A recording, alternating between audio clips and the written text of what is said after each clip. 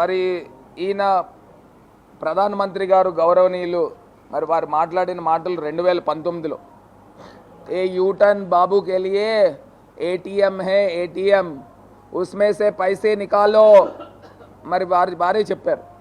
ఏ భ్రష్టాచార్ కా సర్కార్ హే అని చెప్పి వారే చెప్పారు. అంటే కరప్షన్. మరి ఇవాళ ఇదే చంద్రబాబు నాయుడు గారు చాలా డెవలప్మెంట్ చేశారని మరి చెప్తా ఉన్నారని అంటే ఒక్కసారి ఆలోచన చేయాల్సిన అంశమని చాలా విలువలతో కూడిన వ్యక్తిగా అందరం భావిస్తూ ఉంటాం. మరి అలాంటిది మరి ప్రధానమంత్రి గారు ఈ రకంగా మాట్లాడడం కూడా ఒకసారి ప్రజలు ఆలోచన చేయాలని ఈ సందర్భంగా కోరుతా ఉన్నాం.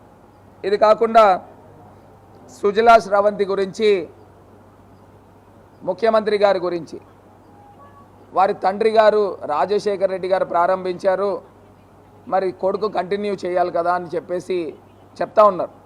మరి రాజకీయ వారసత్వం తీసుకున్నారు, మరి అదే రకంగా ఇది కూడా చేయాలి కదా అని చెప్తా ఉన్నారు.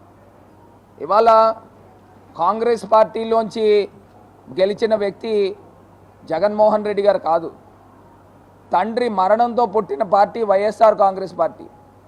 సొంత రెక్కల కష్టంతో పెట్టుకున్న పార్టీ వైఎస్ఆర్ కాంగ్రెస్ పార్టీ.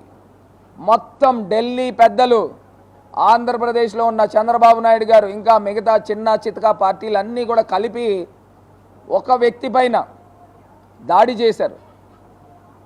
ఎక్కడా కూడా నిగ్రహం పోకుండా ఒకటే ఒక గోల్, తండ్రి ఆశయాలను సాధించాలని. మరి ఇవాళ వైఎస్ఆర్ కాంగ్రెస్ పార్టీ ఎవ్వరు అండదండలు లేకుండా ఆయన ఒక్కడే పార్టీ పెట్టుకుని ప్రజా మద్దతుతో ఇవాళ ముఖ్యమంత్రి అయ్యారు. తండ్రి సపోర్ట్ ఏం లేదండి ఇక్కడ.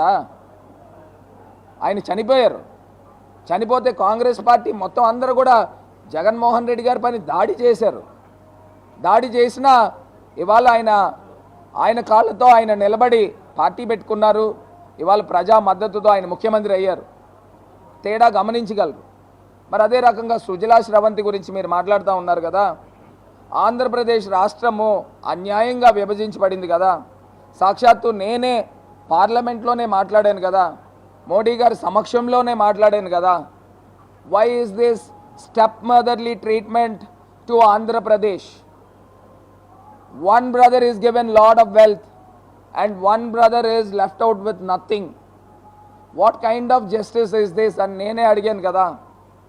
మరి ప్రధానమంత్రి గారు ఆంధ్రప్రదేశ్ రాష్ట్రానికి అన్యాయం జరిగింది కాంగ్రెస్ పార్టీ చేసినప్పుడు, మరి మీరు ఫాదర్ ఫిగర్ కింద ఉన్నప్పుడు మరి న్యాయం చేయాలి కదా, ఎందుకు చేయలేదు అని అడుగుతా ఉన్నాం. ఇవాళ డెఫిసిట్ బడ్జెట్ 2014లో 22,000 కోట్ల డెఫిసిట్ బడ్జెట్కి సంబంధించి కేవలం 4,000 కోట్లు ఇచ్చారే. పోలవరం ప్రాజెక్ట్ 55,000 కోట్లు 19-20కి గాను రివైజ్డ్ బడ్జెట్ ఉంటే కేవలం మీరు 15,000 కోట్లు ఇచ్చారే. వెనకబడిన జిల్లాలు 50 కోట్లు ఇస్తూ ఉన్నారు ఒక్కొక్క జిల్లాకి. 7 జిల్లాలకి కలిపి 350 కోట్లు సంవత్సరానికి ఇవ్వాలి కదా. మరి 10 సంవత్సరాలకి 3,500 కోట్లు ప్రధానమంత్రి గారు ఇవ్వాలి కదా. కేవలం 4 సంవత్సరాలే ఇచ్చి ఎందుకు ఆపు చేశారని ప్రధానమంత్రి గారిని ప్రశ్నిస్తూ ఉన్నాం.